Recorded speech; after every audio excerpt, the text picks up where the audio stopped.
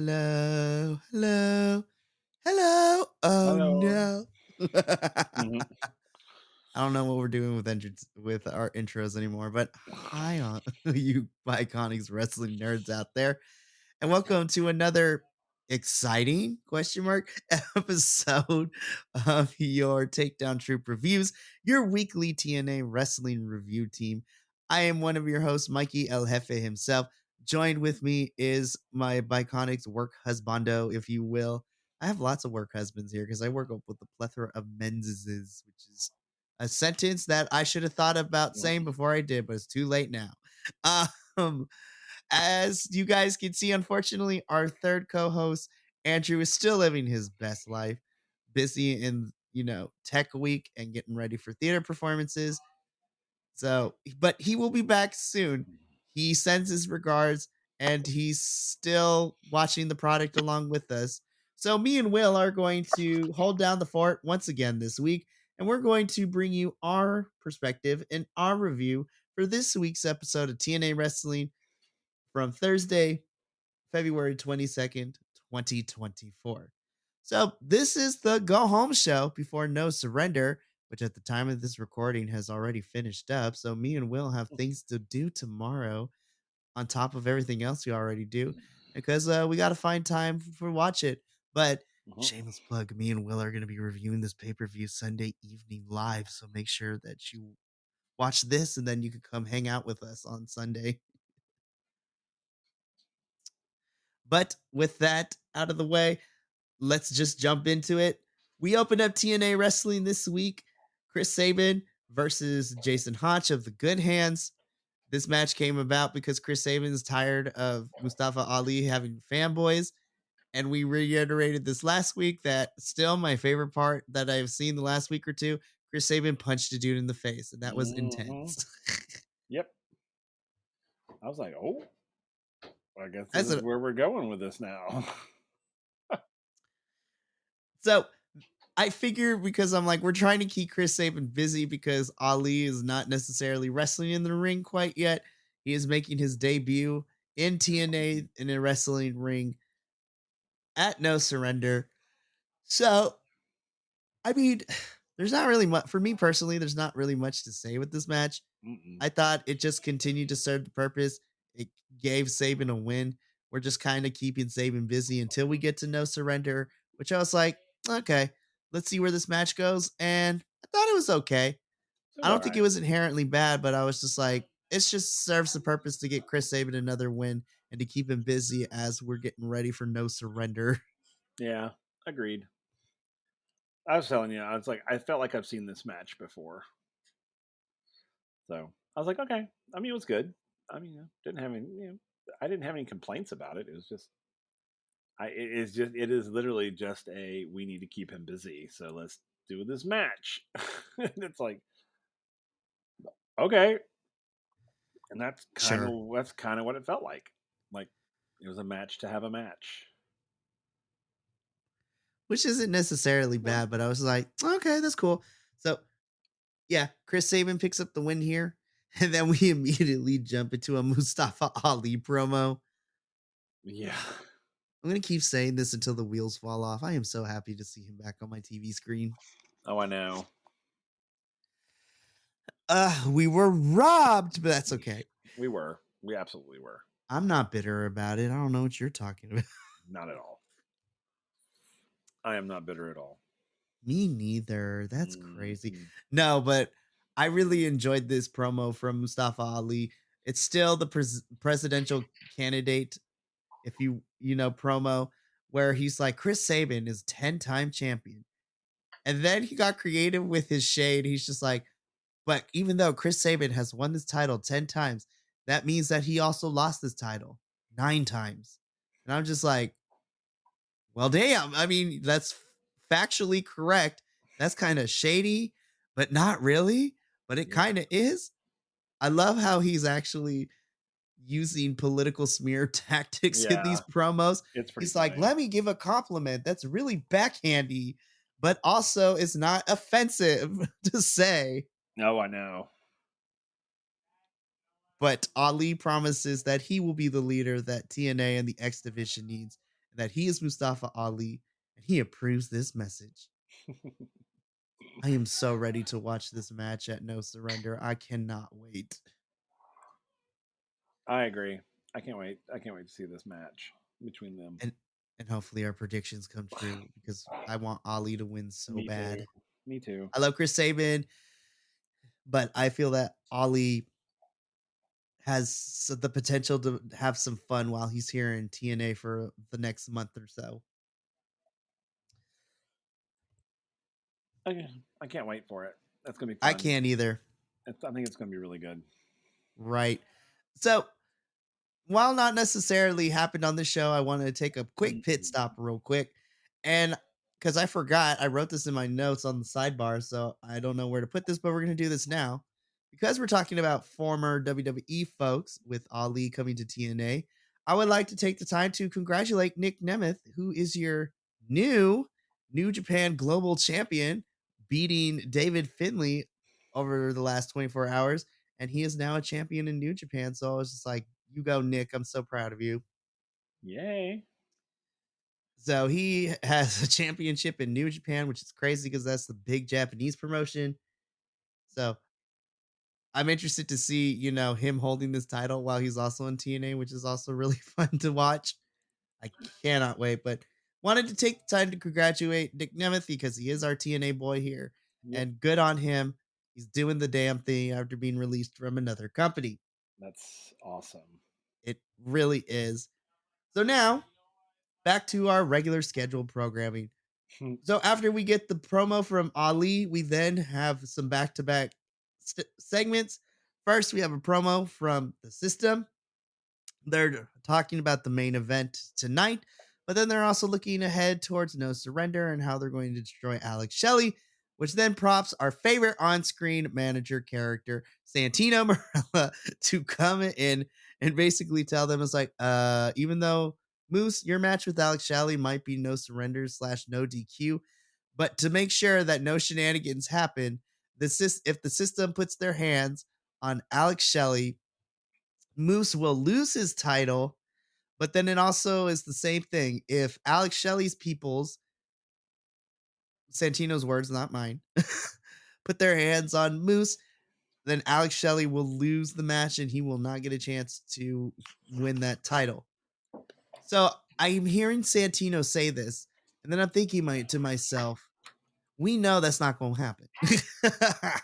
Yeah, no. Something always goes down. They're like, nobody is gonna be allowed to touch. I'm like, bullshit. No, but what's probably gonna end up happening is that the system and the intergalactic time splitters are gonna end up fighting each other, but not touching Moose or Shelly. But they're gonna be out there and fight outside the ring.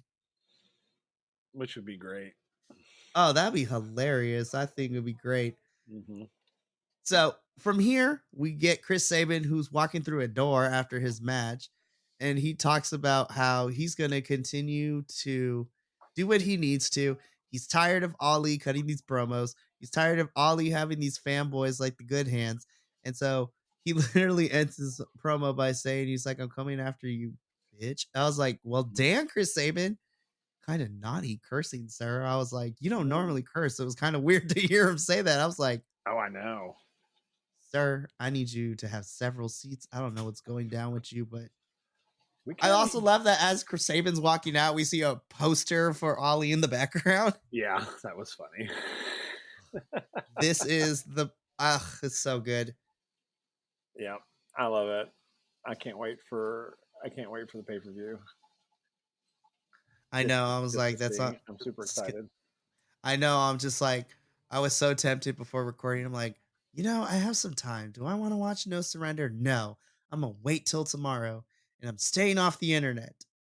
And Andrew has promised me he's not gonna spoil anything for me or you, so we're good. So from here, we enter our next match. This is our this is squash match number one. Um, we get a second one later in the evening, which I thought was so much better than this one. But we have Simon Gotch taking on local talent Jack Price. Josh Alexander comes out for commentary on this one. They have they have a no touch clause, so Simon and Josh can't fight each other until no surrender. which probably stemmed from them beating the brakes off each other as the camera faded from soundcheck on Alan Angel's show last week. If this is how we're going to use the talk show, I'm here for it. But I thought this match was okay. It got over that Simon Gotch is a pretty good, decent wrestler. By the way, I loved his mask that he came out with, really creative. But I Hmm. thought the match was okay. It was all right. It served its purpose, which was to showcase Scotch. I mean, honestly, I was like, okay, yeah, this is cool. I mean, yeah, it showed us that he's good at what he does. Poor, poor local talent, but I was like, oh, okay, cool. Which I love when they do that. I love when they bring in local talent. But I mean, this match, I mean, it was okay. It was good. But again, like I said, it did what it was meant to do. It served its purpose. It did. What I did like though is after the match, I love the intense stare down Uh between huh. Josh and Simon afterwards. I was like, this match smells of money. And I was like, this is about to be a money making match. Mm-hmm. It's really Agreed. weird because I'm going to be saying that this whole entire show. While the show itself is not necessarily the worst thing I've seen, a lot of it is the setup for No Surrender and what's to come after it. But I really enjoyed the bits and pieces we're getting. It was like, all right, just to remind you, Josh and Simon are going to kill each other at No Surrender. And y'all have a front row seat to this if you Right. watch the pay per view. Right. But speaking of people that we're going to see at the pay per view, GYV cut this very scathing promo and they promised to beat the living tar out of ABC. And this makes me super excited for this final match in their best of three series with ABC. Oh my gosh, this match, they're like, we're going to break your arm, we're going to dismantle you, we're going to take those titles Yeah. from you. And I was just like, I swear to all things that are good in professional wrestling, I am rooting for G. I was already rooting for GYV to win this thing, but now I may or may not throw expletives at my television if they don't win at No Surrender now. Yeah. I agree. I totally agree. But it was really weird because we get this from GYV, but we got nothing from ABC this episode, Uh. Uh. Nothing. which makes me worried. I was like, uh, okay. I know. I'm like, what does that mean? What? I was like, honestly, even though I picked GYV, I'm gonna be honest, I still don't know who's gonna walk away with the titles in this one Yeah. because literally it can go either way. Yeah. And while I am rooting for GYV, I don't hate ABC, but I want to Uh. see something new for the Uh division. huh. But all I know is I'm gonna get a stellar match out of Yeah. these two teams, and I'm here for it. Yeah. Agreed. Absolutely agree. Yep. So we got a quick recap of everything that's happening with Khan and PCO, which is weirdly another match I'm looking forward to. Yeah. Me too. I'm looking forward to every single match we're getting at No Surrender, if I'm being Yeah. completely honest. I am too. So it's gonna be great. So we get a recap leading up to why we're getting Khan versus PCO at No Surrender. And then this is where I was talking to Will before we started the review that I was going to wait to tell him my match of the night. And we finally got here. For me personally, my most funnest match for me and the one that I enjoyed the most tonight was Steve Macklin versus British Daddy himself, Trent Seven. Mm-hmm. The reason this is my match of the night is the chops. The freaking chops from Trent Seven. I was like, he just slapped Uh Macklin huh. all over the dang place. I was just like, I agree. this this was the British wrestling that I wanted from Trent Seven for so long. I'm so happy that TNA is getting British wrestling because this match hit a lot harder than I thought it was going to be. And Macklin was a champ here because he leaned in and he took those slaps of the chest like they weren't anything. Yeah. I was like, Macklin, do you secretly like getting hit? Like, what's happening here? Right. And this is, and here's, I love this match. I thought this match was great. And like I said, it was this one and another one that if I was to pick a match of the night, it'd be one of those two. But I didn't, believe it or not, I didn't pick a match of the night for this episode. Nothing grabbed me. But and here's my I love this match, but here's my flaw with this match. The Rascals. It's like anytime you have the Rascals involved, you know what's going to happen. So there was no surprise. I wasn't surprised that Macklin won this match because of the Rascals interfering. I wasn't surprised, and I hate that. That's what I hate about this. Is it's like they use the Rascals as a plot device, and I'm just like I'm getting tired of the plot device. So I enjoyed this match. I thought this match. I think this is probably one of the stronger matches of the night. And but I was just like, oh, the Rascals.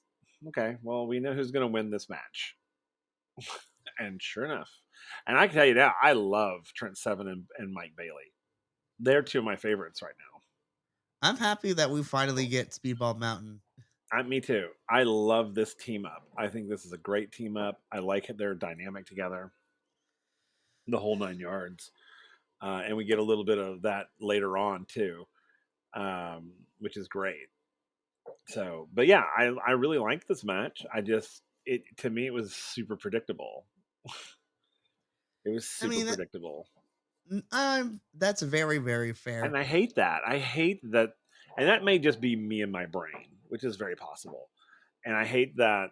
Basically, my brain spoils it for me. And I love and like all the moves were amazing. I mean, it was great.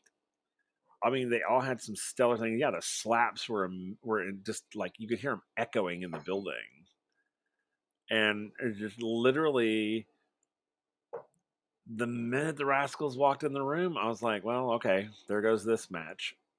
There goes the neighborhood. Like, and I don't, and I just hate it. I hate that it spoils it for me. I hate that. I hate it so much. And and again, I don't dislike the Rascals. I understand the Rascals. I know what they are. I know where I stand with them, so to speak. But it's just like, but they're a plot device that's predictable now. Hmm. I mean, it is, and I'm talking story now. I'm not talking about the actual logistics in the match and all that because the match was great. But the story wise, it's like the Rascals are a plot device. That's what they are now. That's all they are. Bring the Rascals in when you want shenanigans to happen. And I'm just like, okay, can we see something new from the Rascals? Can we see them like, I don't know, not do shenanigans and actually win a match without cheating? Or whatever. I don't know. I just want to see something new. I just want to see something new. That's it. I'm in a very, very, very dark headspace these days. So I want something new. I want something new. I mean, New. that is a very valid opinion and a very valid viewpoint in all this too. I can see where you're coming from for sure. And I kind of agree to a certain extent with the Rascals, but I'm not as bothered by it because, and we could just throw this in here since we're talking about Speedball Mountain, because later in the evening, we get a backstage segment from both of them where they Mm-hmm. pretty much kind of reiterate the same thing that you just said. They're tired of the Rascals getting involved in everything. So Speedball Mountain invites the Rascals to come to No Surrender and meet them at the peak so they can fight each other, which then we get confirmation via social media after the episode goes off the air that, on the countdown show for No Surrender, it's going to be Speedball Mountain versus the Rascals, which I'm excited for. Mm-hmm. It looks Absolutely. it looks to be a good fun match. Yeah. As long as they understand, the Rascals will cheat. Yes, be smart. That's my other thing. It's like suddenly all the wrestlers who fight those rascals suddenly they go stupid. I mean, it's like, oh yeah, they'll fight fair. No, they won't. They will absolutely not fight fair. And the only person who has ever that I have seen in the time that I've been watching, the only person who has ever basically wrestled with the knowledge that the Rascals cheat was, I think it was Rick Swan. Which one? Yeah. He was because when the Rascals brought out the spray paint, he was like, "Nope." He's like, "I saw that shit coming." It's like, yes, he knows that the Rascals, they cheat.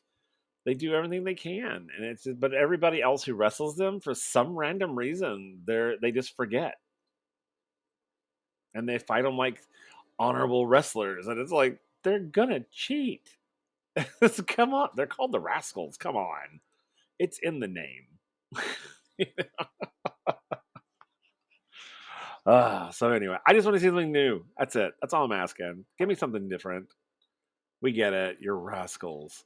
Can we? I don't know. Be fluffy kittens for a while. I don't know. Something. You know, give feed the hungry and the homeless. I don't know. Something. Just give me something new. That's all I'm asking. That is very fair. So from here, I was like, and moving on. Just kidding. Yeah, it's like thank you for your opinion. Moving on. It's like, you're wrong. No, just kidding. No, in all seriousness, though, you know, it's no secret that here at the Biconics, the internet and the rest of the boys have given me the title of El Jefe, but they also give me the nickname of of the ball of sunshine because I try to be very optimistic and very positive when it comes to my viewpoint on wrestling. Though I feel that if I don't like something, you're going to hear about it as you have seen me multiple times complain about certain things where I go off. It's a lot of fun. I don't think I have yet to go off here on TNA because for the most part, I enjoy TNA. This is where I find my zen. But I will admit, there, depending on where we go in the next couple of months, you might be seeing Spicy Mikey come out more and be yelling at the sky. Yeah. So, thank you for coming to my TED Talk. But speaking of TED Talks, and people talking, we go to backstage where Giselle Shaw cuts this really cool promo. I loved it a lot. It was short, Hmm. sweet, to the point. She's like, I got rid of Jay Vidal. I got rid of Savannah Evans. I am on my own, and I'm here to do my thing. And then, of course, one of my favorite people comes in Gail Kim. She comes to Giselle, and she's like, Giselle, I'm so happy you listened to my advice, but maybe the execution could have used some work because this is not professional. And I actually kind of like Giselle turned to Kim as just like, look, I'm going after Jordan. I'm gonna take that title from her. I'd be damned if I'm professional or not. And walks out of the shot, Hmm. to end this promo. And I was just like, I was like, Giselle, you're gonna lose that no surrender, but it's still Uh-huh. good. I I was agreed. like, yes. Agreed. I think the only critique I've had, I think the match at No Surrender between Jordan and Giselle is going to be great. But I feel like it's been so one sided because Giselle has been beating up Jordan for the last couple of weeks. And I was just like, it is so one sided. Giselle's going to lose to Jordan. Yeah, And so I guess we're waiting until No Surrender for Jordan to get back at Giselle. But I was just like, it's been so one sided. it has been. Jordan's been very quiet. Like, Now, I mean, obviously, I got to see the match at No Surrender because if she goes balls to the wall crazy, I was like, okay, the quietness worked for me in this case because Jordan's going to be like, I'm not going to fight you now, but you best believe at No Surrender, you're walking out of here on a stretcher. yeah. I don't know. I just, yeah, I agree. Totally agree. Something she needs. Yeah, because she's been very quiet, and I'm like, I'm kind of wonder why she hasn't spoken out. You know, especially with, I mean, Yeah. because Giselle has been talking some serious shit for the last few weeks. I mean, seriously. I It's mean, been like, so focused on her. I was like, yeah. I forgot Jordan is. I feel like Jordan has been like a secondary. She's like a secondary passenger in this feud. Seriously, like she's like, I don't know why I'm here. It's like I have this title. I'm gonna fight Giselle, and that's pretty much her motivation for this. Which I'm like, Yeah. And cool. Giselle has just made it so personal. Which I like, and I'm okay Hmm. with. I just wish Jordan reciprocated that personalness that Giselle is bringing into this feud. And I'm not saying it's Jordan's fault. Well, maybe It's Jordan just doesn't think that she's a right. threat. Actually, I would kind of like that it comes out later. She's just like, yeah, I knew I beat Giselle. I was like, she's cool and everything, but yeah, girl, no. Yeah, girl, no. Girl, no. I was just like, I mean, I'm okay with that. So, Or maybe she's like she's seething in silence And so when we get to No Surrender, because She's gonna bring it yeah, 110%. and like I was like, bulldozer, I'm like, I'm gonna be like, I think I just witnessed manslaughter on my TV screen. exactly, exactly. I She think, needs some milk. I've spent way too much time on the internet. yeah, that's okay. It's it's all good. Oh, So I'm excited for Jordan yeah, versus me too. Giselle. I love seeing Gail Kim as a more on-screen figure too, which I really love to see. Give you more Yeah, Gail. I'm never gonna complain. yeah, that was But nice. this was a really good segment. And so we already talked Speedball Mountain. They're fighting the Rascals on the countdown to No Surrender, which then leads into an in-ring portion plus a match itself. So Eric Young coming out in his Doctor Doom cosplay, or if you are a rap fan, he comes out, in his MF Doom fanboy mask, which is really great. I love it either way. And he's like, last week he said that he wants Frankie Kazarian to come to the ring, and so they could talk and settle this like men. What Eric forgot to tell us last week is that when he means by "we'll settle this like men," he's like, "I'm gonna beat a bitch's ass." Like Right, Eric exactly. Young's dressed in his ring gear. I was like, "Oh, so that's what he means by talk. He wants to beat Frankie Kazarian's Yeah, ass." Like I was yeah. like, "Ooh." He wants a. He wants to talk to him. He's like, "I will talk with my fists," Yeah, exactly. I'll let my moves do the talking for me. which I love. He's Yeah. just like, "Oh, so this is what he meant by talk. He's gonna It's beat like, Frankie Kazarian oh, to a pulp. He's gonna give him the 10-piece combo." yeah, he's about to whoop your ass. But Frankie was not playing because he Nope. comes out and he is not dressed in his ring gear. He's dressed in his regular clothes and he pulls out a chair and then he sits like such a tool, which I was here for. I loved it. This is so good. And then Frankie basically tells Eric, he's like, "Yeah, no, I know what you meant. I'm not about to fight you. So, I'm gonna dictate the terms of this. So, but will have a match tonight because me and you have been in this business for long enough that we all have made enemies, and we have ghosts that we still have to, take care of. And I invited one of those ghosts to face you tonight, so we can figure it out. Which then prompts the music and the Titantron to play for Eric Young's opponents tonight. His former Sanity member, teammate from WWE/NXT all those years ago, Big Damo. I was just like, Big Damo is correct. Yeah, jeez Louise. I was like, that is a brick house right there. Seriously, big being the operative word. Yep. So Big Damo and Eric Young proceed to have a match, and this match also slapped. I liked this It match a did. lot too. I was like, This I was miss the other Big Damo one. on my TV screen. This was my other match. I thought this was so good. This match was so good, and I like Eric Young a lot. Like, I really like him more than I thought I was going to.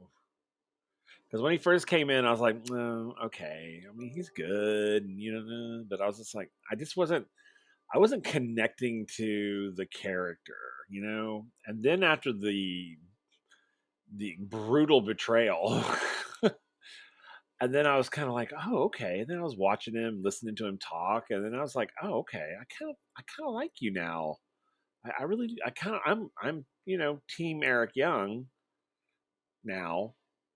And so, and I thought this was such a beautiful bad guy move. It was so great. I was just like, oh, I didn't recognize Frankie when he first came out because he was dressed in his normal street clothes. I was like, well, I was who's like, this? Frankie, are you about to go perform at the local coffee shop? Like, what's I happening know, here? seriously. Like, He's is it? giving me like early 2000 rom com like Yeah, vibes. I totally, was just like, what is happening? totally. And then he was like, oh no, you're not going to fight me, but you are going to fight someone. And then he said who he was going to fight, and I was like, okay, I don't know, I didn't know this guy, but he walked out, and I was like, Jesus, criminy, That is a brick house that walking. is a big dude. I mean, a big, massive man, That's a lot and of meat. yeah. And I was like, "Ooh, Eric Young's got to fight." Of course, I'm thinking Eric's gonna win this match because these matches are leading to him fighting Frankie, obviously. So it was just like I loved that Frankie's plan didn't go according to plan. You know, I really think he thought he would bring Damo into this and kind of wipe Eric Young across the the ring. Mop him up and down the Yeah. ring. And even though yes, that did happen, it's like there was that one time like literally Damo like caught him in the air or something, like Ooh, swatted him. that I was mean, that intense. was like wow. But then like Young, he finished it out with a pile driver, man. I was like, damn. I'm like, you take all of that weight. And And then some. yeah, and then so yeah, and I it was was like, holy crap. crazy. I was like, I forgot how much stamina Eric Young truly has. I was just Hmm. like, and the power in that tiny, I don't even want to say tiny little body because he's built But bigger well, than my face. but Like, compared to Damo, holy shit. I mean, that's very fair. Damo is a brick wall, whereas Eric Young is like a twig. Yeah, It's intense. But as you said, Eric Young picks up the win with the pile driver, which was so incredibly fun to watch that move. it was. That was crazy. And then Eric Young gets on the mic and says, "Look, Frankie, we can keep going back and forth on this, but I'm just letting you know." He turns into Liam Neeson. I have a certain set of skills. I will find you and I will hurt you. Yep. And essentially, this leads into the announcement that at No Surrender, a new match added to the card. Thanks a lot. You announced this match days after we do our predictions video. How I dare you? know. So it's going to be Eric Young versus Frankie Kazarian. It was like, oh, baller. We don't have to wait this long. Mm-mm. But then an important stipulation is added to this match because it's going to be Eric Young versus Frankie Kazarian. And the winner will get the opportunity to fight for the TNA World Championship, so Moose's title, at the next pay per view, which is Sacrifice. So this is some big stakes because the winner's going to go on to Sacrifice to face for that title, which I was just like, oh, okay, cool. I'm excited, but I was just like, is this how we're going to get here though? That's how we're But then getting again, there. then I thought about it. I was like, well, okay, so after No Surrender, we only have like 2 weeks until Sacrifice. It's one of those quick turnarounds. And, me, Andrew, and Will have already discussed this on other episodes how much we hate some of these quick build pay per views where we only got like a week or two between some of these. So I'm like, okay, I'm not as mad. Whoever wins this is probably just a placeholder for Moose until we can figure out the real Yeah. feud to build toward Rebellion, which is, April 20th. Also, TNA, thank you for not putting your pay per view during WrestleMania weekend because between all three, between the NXT pay per view, the 2 nights of WrestleMania, and the Ring of Honor pay per view happening the Friday before, too, Oh I Jesus. appreciate you not throwing everything in the same weekend because I was going to cry. Uh, but I'm excited. So we'll see who ends up coming out on top at No Surrender because then they're going to go on to Sacrifice to fight for that title. Yep. So then, really quickly, we get a backstage promo of somebody who I have missed on my TV screen. I was like, Mhm. it's our girl Tasha Steeles, the Boricua badass herself, Yep. you know. And she cuts this promo because she's like, look, Zaya, me and you are one on one. So we're gonna have this rubber match, but I'm gonna let you know I'm gonna whoop your butt like I've done all the other women on this roster here. So be ready. I was like, cool. So we're getting one more match between Tasha and Zaya, and this is gonna be the rubber match. So this is gonna see who ends up on top with the victory here. So I'm excited. This is gonna be fun. I Speaking of agree. things, speaking of things that were fun, we go back to our what I call the unintentional lesbians of TNA. Oh Jody yeah. Threat and Danny Luna, I was like, y'all are unintentionally lesbian. And I'm kind of here for it. Especially Jody Threat. You are like kind of butch lesbian, but not really.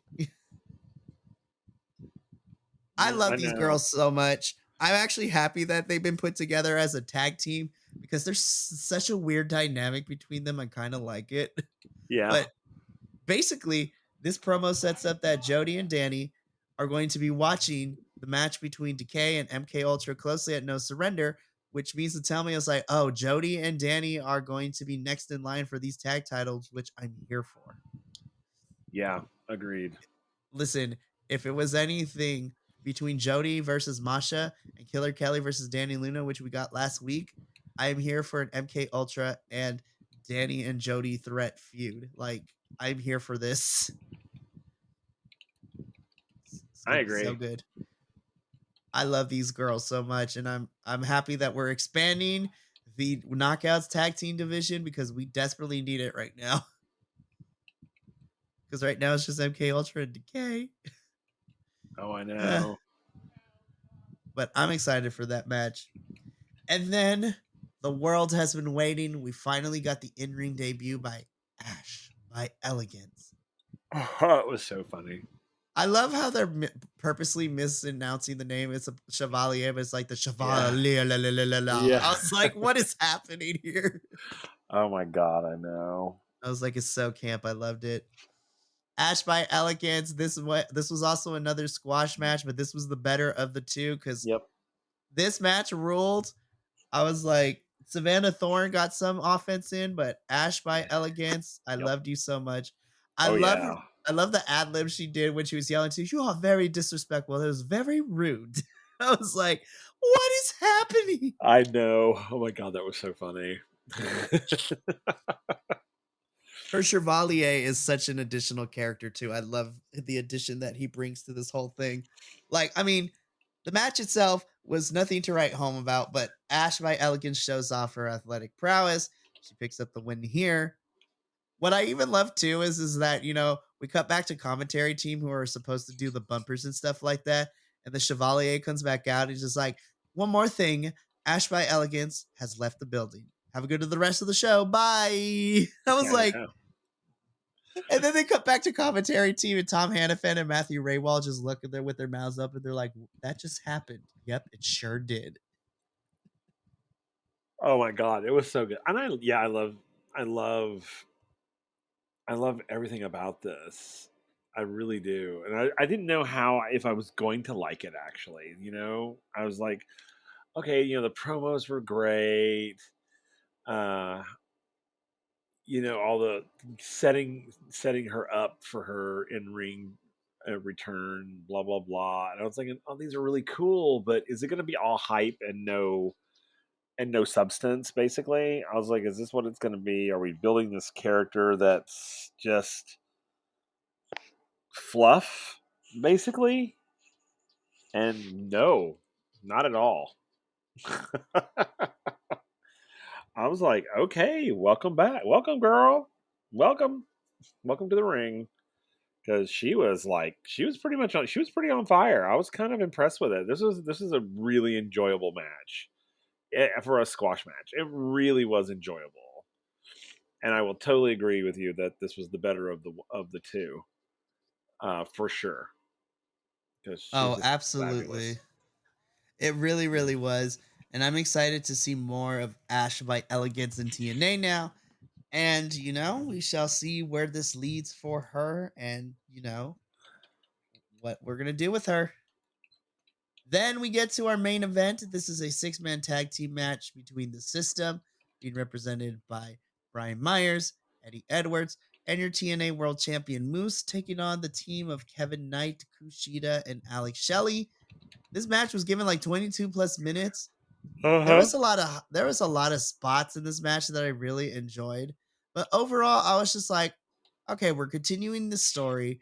All these people are going to be playing a part at No Surrender during Moose and, Alex Shelley's match. And, the System pick up the victory here, which kind of low key, I'm kind of happy they did because normally with heel factions, especially like my brain is trained and already used to that a new faction comes into a company and they make a new faction and then they're constantly on a losing streak all the time. Yeah. So it was kind of nice to see that the System pick up a victory here. I thought this match was a lot of fun, but it was also in a weird way paint by numbers because I was like, Yeah. I know what all 6 of these guys are capable of. Uh huh. And while I enjoyed the match, I'm going to be honest, after Moose retains against Alex Shelley, I'm ready for everybody to kind of find something different to do. Yeah. Me too. Me too. I agree with you. I felt again like the Macklin Rascals match. I felt this one was so predictable. I didn't, and I did not think, and people out there maybe may crucify me for this, but I don't think that Shelly Kushida and Kevin Knight performed that well. Like, now Kevin Knight had some great moments. I had to give it to him. He had some right there towards the end. He had some really good moves. Of course, Shelly is Shelly, and we know what Shelly's capable of. We know Kushida. We know what Kushida's done. But for me, I think Kevin Knight was kind of shining on that team more so than the other two. But I was sort of disappointed in their performance. I mean, you know what I mean? I mean, because like Moose and Eddie and oh my god, why do I always forget his name? Brian. Thank you, jeez Louise. I keep wanting to call him Richard, and it's like no, it's Brian. And Generic white guy name number 3. yeah, I'm just like I don't know why. Sorry, Brian. Sorry about that. But I was just like, they're all powerhouses anyway. I mean, all three of them. They're just big dudes, lots of power behind them, and I thought they worked so much better together in this match than the other three did. And which is unusual because usually like Shelly and Kushida, I know for sure I've seen them a couple of times together and they work really well together, but I just felt like the three of them were kind of out of sync in this match. And I don't know. It was really weird. I was watching it and I was like, "Ooh, okay, okay, okay." And then I was like, "Okay." And then it started getting predictable, and I was like, "Okay." And then I was like, "Wow, Shelly, I'm a little surprised by your performance or lack thereof in this match." And I felt like Kushida was sort of following suit with Shelly, but then Kevin Knight was just like on fire, man. At least that's how I felt with it. I mean, he was on fire, and I really was enjoying watching him. I think it was hit when he was. I want to say it was Eddie that he did that flying. I don't know what it's called, but the one he flew through the air and like hit him like in the face. Oh God, I don't know. And he did it to two people. I think it was Eddie and Brian, but he like hit one and then flew through the air and hit the other one. It was right towards the end of the match. But anyway, there was this really cool move that he did, and I was just like, "Oh wow, that's pretty neat." And he's spry too, man. I mean, he can move around. I mean, Kushida can too. I mean, Kushida's just like like a howler monkey. I mean, he just he's like all over the place. But I mean, I don't know. I just it wasn't the match I was kind of hoping it would be. I was kind of thinking, honestly, going into it, I was like, oh, the main event's gonna be my match of the night because just the setup of it. I was like, okay, okay, okay, and it was a good match. It just wasn't great. I guess I don't know. I'm Yeah, no expert. What do I know? you're just some dude who reviews wrestling on a Exactly. weekly basis. What do you Exactly. What know? the hell do I know? How dare you? No, I'm just kidding. I know it sounds like we're taking a poo poo all over this week's episode. No, it was a good episode. I It really thought there was some was. decent stuff here, but I'm going to be completely honest. I think my excitement for No Surrender and the match card that we have for that is kind of outweighing the go home show because I was like, okay, it's a go home show. We're setting up everything that we got going on for No Surrender. And so I feel like let's just go straight into our ratings. So the system pick up the win as we state. So, looking at this as a whole, even though I'm gonna grade this way, I mean in no shape or form, I don't think it's a bad score, but I give this like a solid 7 out of 10 for me. I personally Yeah. enjoyed it, but as a go home show, I have to remember that this is not a tentpole go home show. So like I'm excited for No Surrender, but not as much as I was super excited for the return of Hard to Kill, like when we got Hard to Kill in January, because child, we're barely in February and Hard to Kill is still up there as my favorite pay-per-view of the year so far.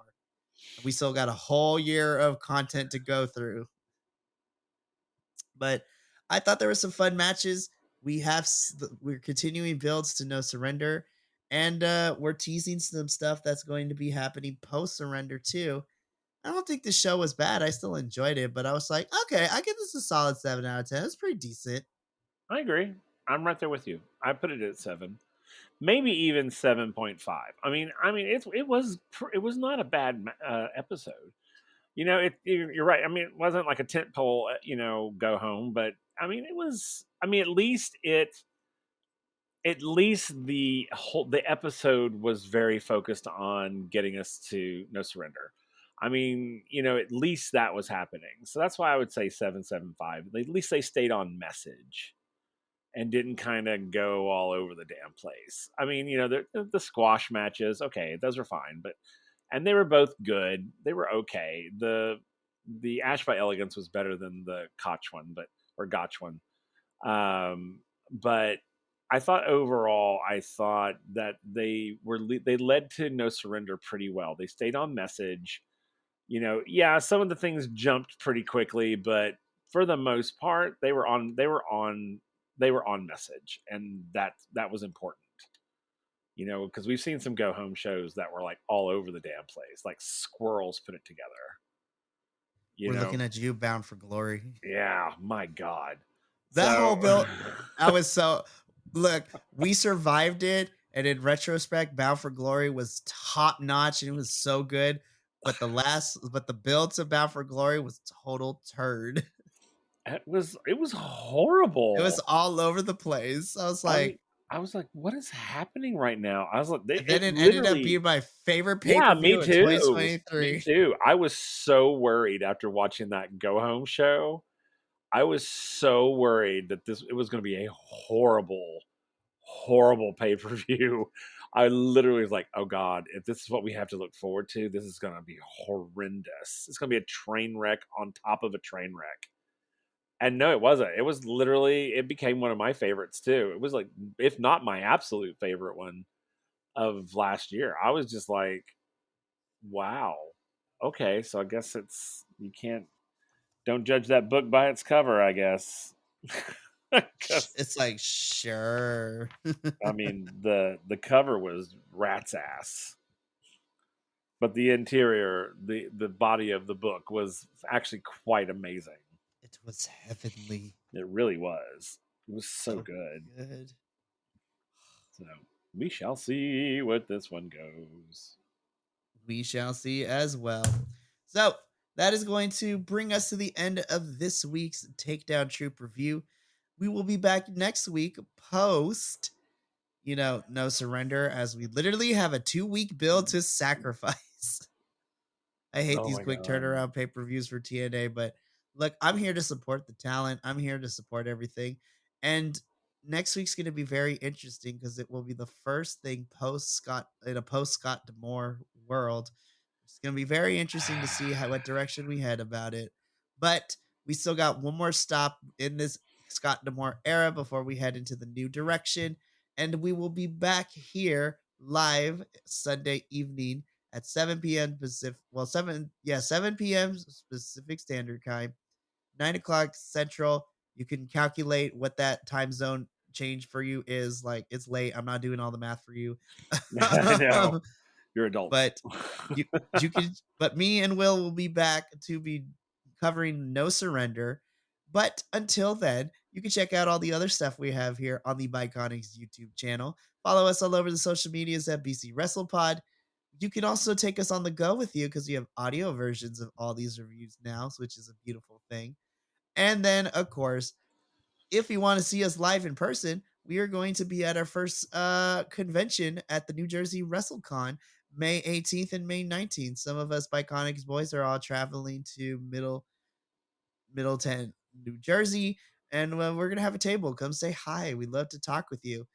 And if you are a wrestler in any of these promotions and you happen to catch wind of our little podcast and reviews, also stop by and say hi. We would love to talk with you as well.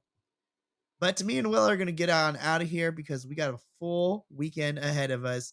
So until then, for myself, Will, Andrew, and the rest of the Biconics boys, take care of yourself, love one another, and as always, be Biconic. all you guys, gals, non-binary pals, he, she, theys, and gays of the internet. We will see you next week. And actually, we'll see you a lot sooner for the review of No Surrender on Sunday. But until then, adios. Thank you so much for tuning in to another Vibe Tribe production. What's going to happen next time? Well, you're going to have to tune in to find out. But until then, remember, take care of yourself, love one another, and as always, make sure that you keep the good times rolling. Thank you for being here, and we'll see you next time.